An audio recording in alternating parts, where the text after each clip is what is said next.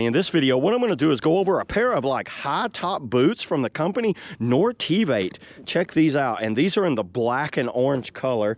And you know what? Try everything.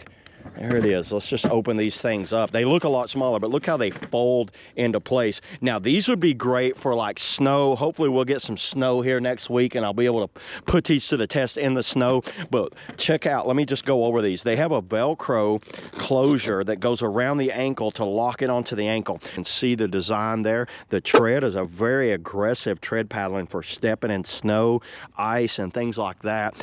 Very solid. The exterior outsole feels very rough, like tough rubber on there. The toe is like a hardened toe, but it's not steel toe, but they do have this extra liner that goes around here. I put these on, I cinched them up, I walked around. They have the 3M insulate on the inside, and they feel absolutely great and kept my foot really warm with no issues.